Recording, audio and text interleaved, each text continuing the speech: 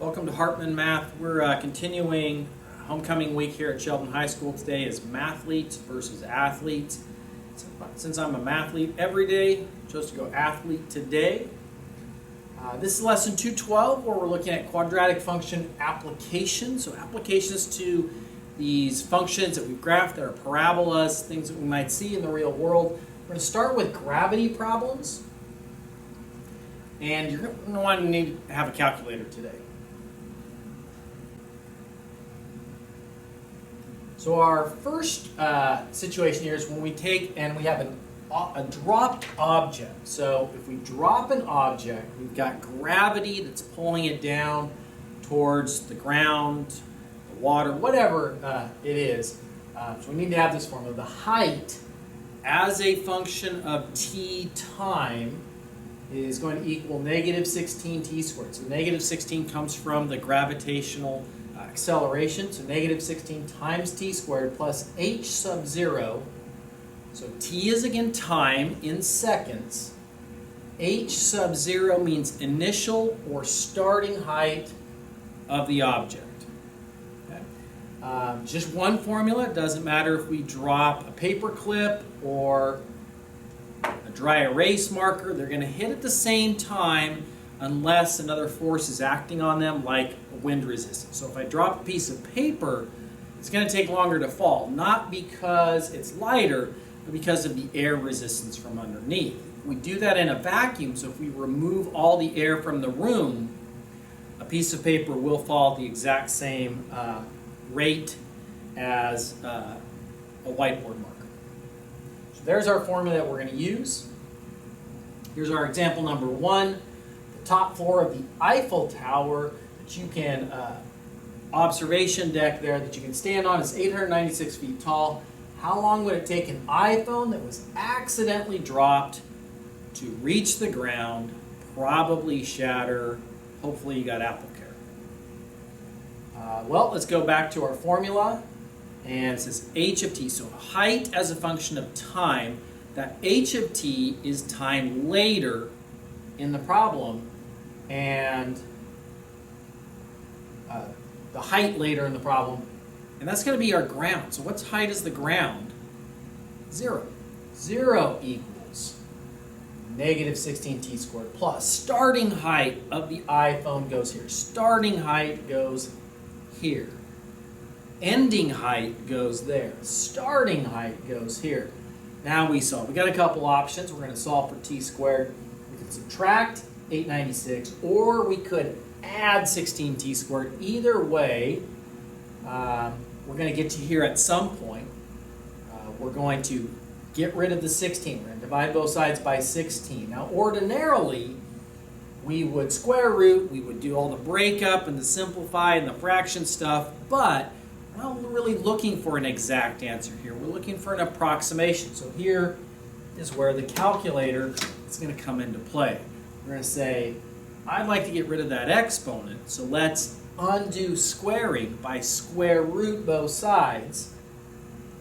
Ordinarily, that's a plus minus situation. We're talking about time being negative, so like before that, I don't think that could happen. So we're looking for the positive answer, and we can just type this into the calculator. If we press the square root button, which on one of these calculators is over on the left, and it's blue, so I have to press second x squared to get the square root. It opens parentheses. I just type 896 divided by 16, hit equals, and then probably appropriate to round to like 1 decimal place, 7.5, and then label our answer 7.5 seconds.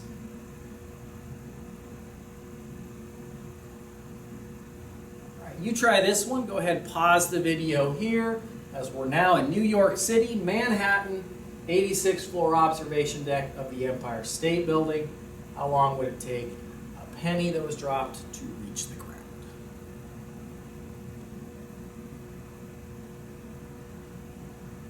Here's our setup. Again, ground, ending height, 0 equals negative 16t squared plus starting height of the penny, 1050. Same exact way that we're going to solve. We could add 16t squared, we could subtract 1050, either way. Divide both sides by 16. Now we're ready to square root both sides. T is equal to the square root there. Hit the calculator, round to 1 decimal place. A little bit longer on this because a little bit higher. 8.1 seconds is our time. Example number 2. We're back in Paris, back to the Eiffel Tower. You drop your iPhone. How long does your friend have who's at the first floor to try to reach out and save your phone at a height of 160? So as we set this up, left side, ending height of the iPhone, we're hoping that our friend can catch it at 190. 190 is equal to negative 16t squared plus starting height. Well, it's not in the problem, but it's the same Eiffel Tower. So if we go back to example number 1, it's that 896. As again, we're at the observation deck up top.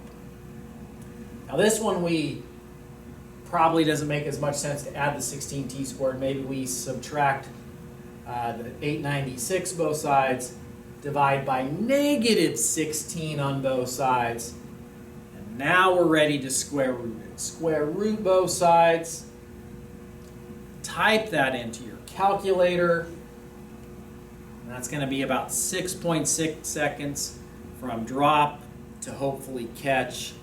Save that phone.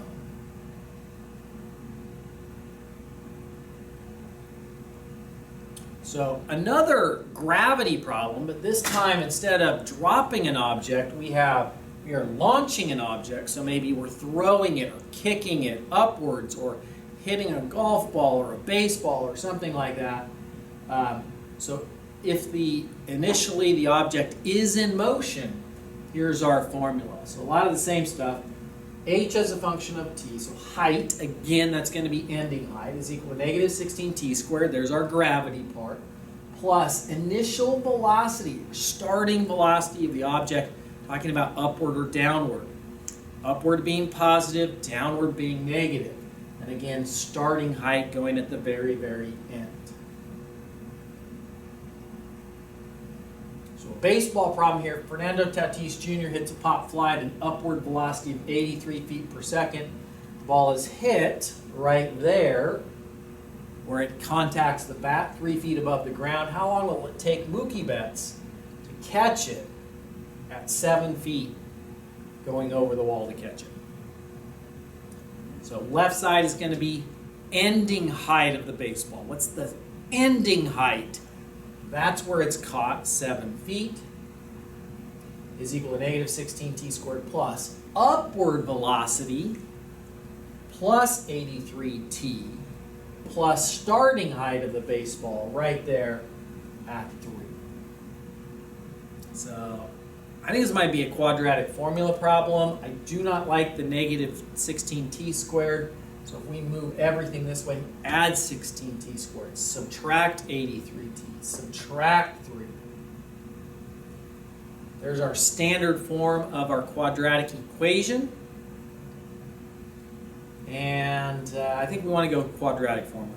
It doesn't really look factorable.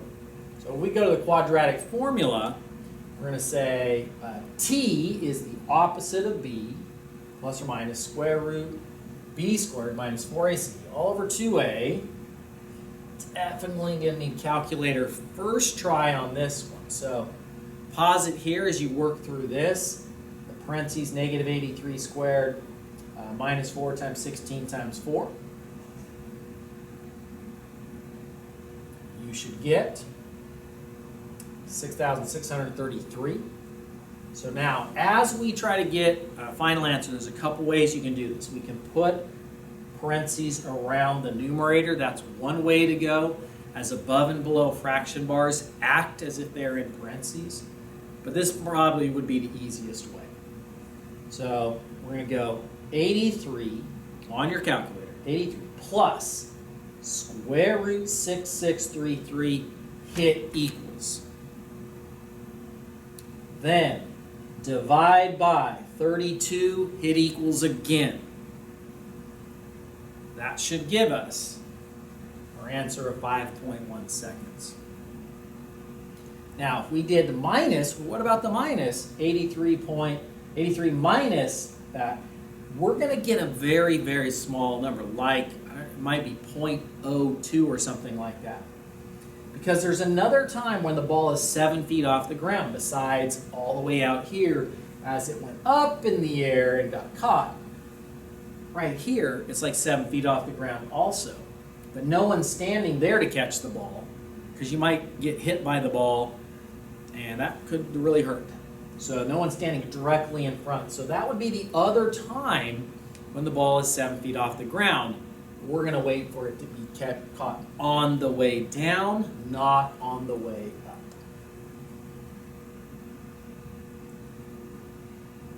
All right, you try this one. We got a stuntman jumping out of the window, not landing on the ground, hopefully, landing on that air pillow, 8 feet off the ground.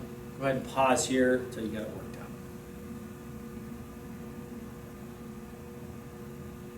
All right, ending height of our stuntman, 8 feet, is equal to negative 16t squared plus, upward, again, because it is possible to kind of dive downward, but upward, plus 9 times t, plus initial height of our stuntman of 60. So very similar problem. Add 16t squared, subtract 9t, subtract 60. And another one, boy, that factoring would look very challenging, so maybe we just go right to quadratic formula.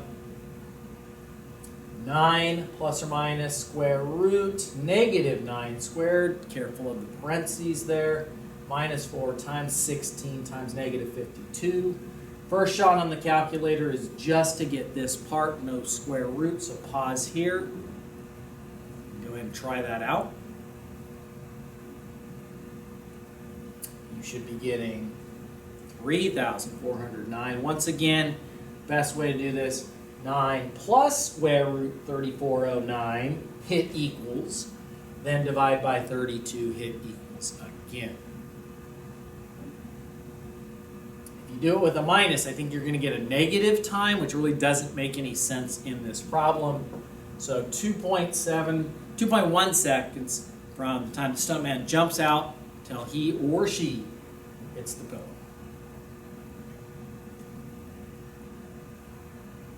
Next thing we're looking at is just some existing quadratic models, some things in the real world that can be modeled by quadratic functions. For example, number 4, the surface of a football field is parabolic, okay, so that the rain runs off. So maybe this is in a place where they don't have the synthetic turf, where it's usually pretty flat, but this where maybe it rains a lot and it's got the natural grass, so they don't want it puddling up. I personally came from a place where you had to do this, otherwise there were puddles everywhere. So here it is. Here's the equation. And we want to know what is the width and the max height. So let's look at this and see what it is that our equation is telling us. Our function. It says y equals, but it could say f of x. It doesn't really matter. So question number 1 is, what form is this quadratic function in? Vertex form. So it's telling us the vertex, and that's probably good information for us to have in this problem. The vertex occurs at the highest point, and it is 80, 1.5. And that tells us the axis of symmetry is x equals 80. So let's see if we can answer the questions. How wide is the field? How wide?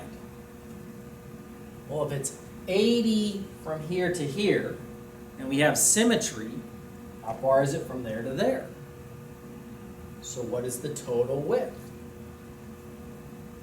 160. 80 plus another 80 makes 160. What's the maximum height? Vertex, 1.5. So there's our answer. 160 feet on the width, 1.5 feet on the height. You try this one. We got the Woodland jumping mouse. We want to know how far can it jump, how high can it jump. Pause it here.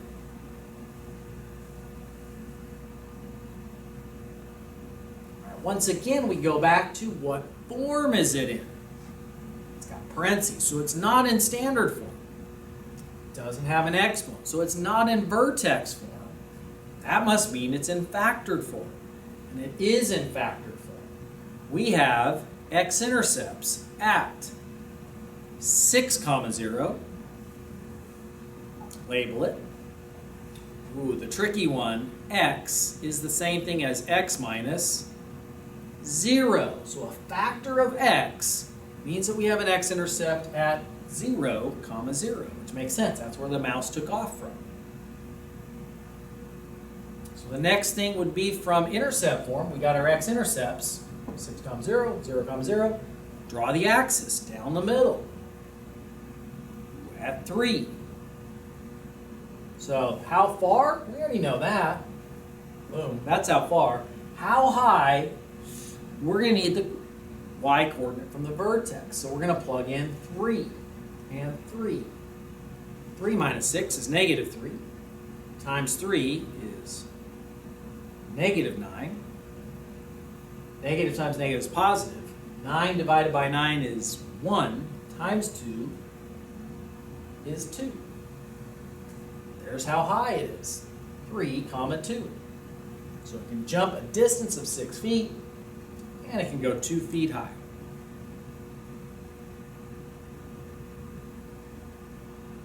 Example number 5, find the value of x. Area of a triangle is given as 22. Here's our area formula for a triangle. Area is 1/2 times the base times the height. All right, here's our base.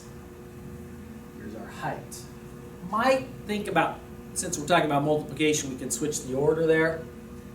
So area, which we were told is 22, is equal to 1/2 times base times height, or we can switch the order. First thing I want to undo is the half. So how do we undo a half? I don't want to divide by a half. That gets very tricky. Maybe we can multiply by something. Multiply by the reciprocal. So if I multiply by 2, and all I can do is once over here, multiply by 2, cancels this out. Multiply by 2, get 44. Probably a good idea to distribute the x over on the right side. Let's try to get it equal to 0. Get rid of the 44. This one might be factorable, so you want to pause it here, see if you can get it factored. Parentheses, parentheses, what goes in front to make 3x squared? What goes in the back to make negative 44? All right, we got 3x and x. I think we got plus 11 and a negative 4, just to check. Negative 12x plus 11x is negative 1x. That's our check. So if we split, set them equal to 0, subtract 11, divide by 3, we're going to get negative 11 thirds. How could the height be negative 11 thirds? That is not possible, so we can throw that one out. Over here, add 4 to both sides. Could it be 4? I think so. If that's 4, then 3 times 4 minus 1 is 11, so 4 and 11. Area is 1/2 times the base times the height, or base times height divided by 2. 11 times 4 is 44. Divided by 2, take half, 22. It works. And that is it for today. I'll see you next time.